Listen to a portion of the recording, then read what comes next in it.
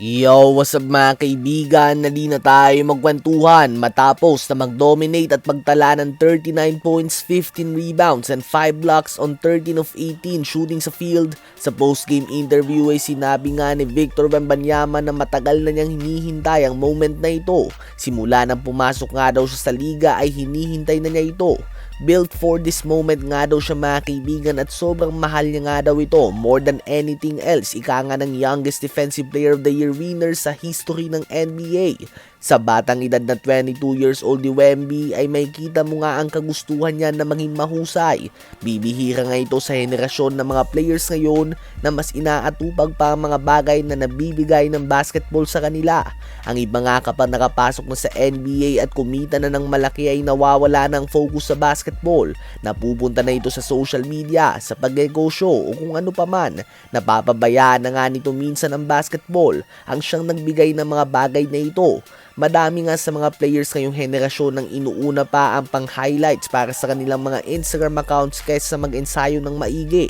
Tulad na lamang ni Zion Williamson na aminadong nabulag ng malaking sahod dahil nabibili na umano niya ang lahat ng gusto niya at nakakain na din niya ang lahat ng pagkain nang hindi iniisip ang gastos. Subalit maiba nga si Wemby, andun nga matindi niyang focus, andun ang kagustuhan na maging ang greatest of all time. Ang competitiveness niya ay bukod tangi sa iba.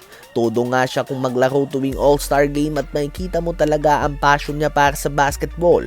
Tuwing off-season din ay imbis nga na magbakasyon at magpahinga, si Wemby nga ay patuloy na nag-e-ensayo at nag-i-improve. Andun ang disiplina niya sa kanyang sarili. May routine nga siya kung saan 10 PM pa lamang ay tulog na siya upang makapag-ensayo ng maaga.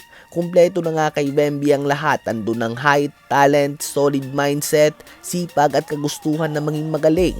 Isang player na tiyak na matutuwa sana kay Wemby ay si Kobe Bryant kung buhay pa ito. Dahil tulad nga ni Kobe, si Wemby talagang extremely competitive. May pride sa depensa, gustong magkampiyon at nandun nga ang focus na sa kanyang trabaho. Kapag narinig mo din nga sumagot si Wemby sa mga interview, makikita mo nga ang kanyang pagiging well-spoken, ang kanyang pagiging wais sumagot at hindi mo nga ito madalas makita para sa kanyang edad. Ang English nga ay pangalawang lengguwahe niya lamang, subalit kung sumagot nga siya sa interviews ay talo na pang mga Amerikanong tulad nila LaMelo Ball, Anthony Edwards at iba pa. Para sa kanyang edad ay bibihira ka nga makakita ng isang player na ganito at may leadership na meron siya. Hindi nga perpektong player si Wemby, may mga inconsistencies pa din siya, may mga dapat pa siyang ma-improve. Subalit dahil nga sa mindset na meron siya na tiyak na ikakatuwa ni Kobe kung buhay pa ito, hindi nagdududa ang kanyang mga tagahanga na gagaling siya at mag-i-improve pa. Kung kayo ba ang tatanungin, sa palagay nyo ba ay si Wemby na ang best player in the world dahil sa kaya niyang gawing impact bilang offensive and defensive player?